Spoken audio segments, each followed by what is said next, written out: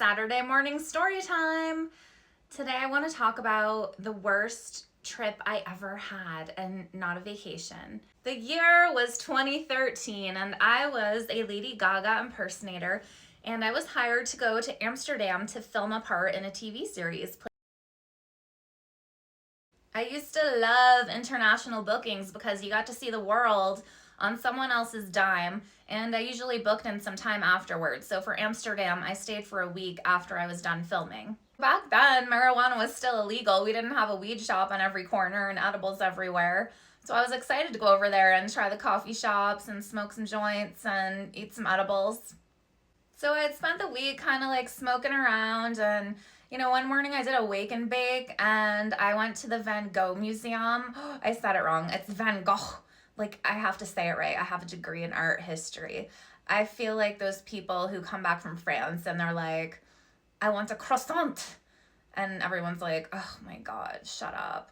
But it really is Van Gogh, not Van Gogh, which is so American. Anyway, I went to the Van Gogh Museum and I was high as a kite. And I will tell you, seeing his paintings when you're high, if you go to Amsterdam, like, do this. This is my number one recommendation, because I had seen his paintings before and it was like I was immersed in them. Like, they were moving, the swirls were moving, the sky was moving, and I was like, this man had to have been stoned as a motherfucker when he painted these, because this is the real deal. This is the experience of his paintings. Just do it. Just do it.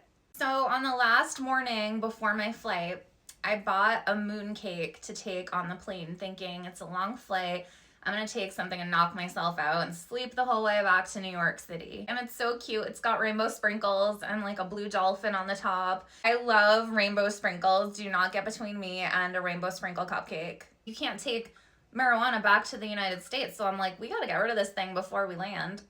I'm not wasting it. I spent good money. I'm gonna eat this whole thing. It had to have been probably 50 milligrams, which is a lot considering like these gummies behind me are about like 5 and these knock me on my ass. It actually tasted really good, so I think I kind of forgot that it was a drug cupcake and not a regular cupcake. I plowed that sucker, and not only did I plow it, I had a little like mini red wine. I don't know what I was thinking. There's one problem. The plane doesn't take off. We end up sitting on the tarmac for like 90 minutes almost before we got to take off. And at that point, that thing is plowing into me like a freight train. I went from 0 to 100 in like 1 minute flat.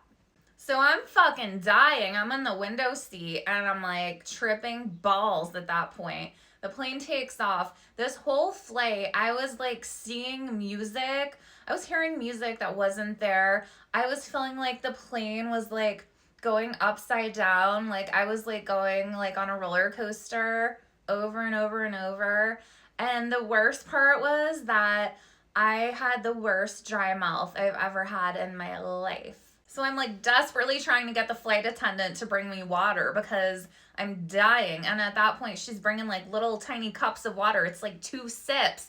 Then she brings a little water bottle this big. I was so desperate for like a big bottle of water. I thought I was going to die. My mouth was like crunchy. I was ready to like go to the bathroom and just like stick my mouth under the faucet. That's how thirsty I was. I thought that flight was never going to end. It was the longest 7 or 8 hours of my entire life. It was hell on earth. The moral of this story is, well, just don't do edibles when you're on a plane for that long, because if that goes sideways, you are fucked. And also, don't eat an entire mooncake. I'm gonna put a picture of it up at the end so you can see. I think it's kind of embarrassing, but it's also impressive, frankly. Drug cupcakes are the best cupcakes, though.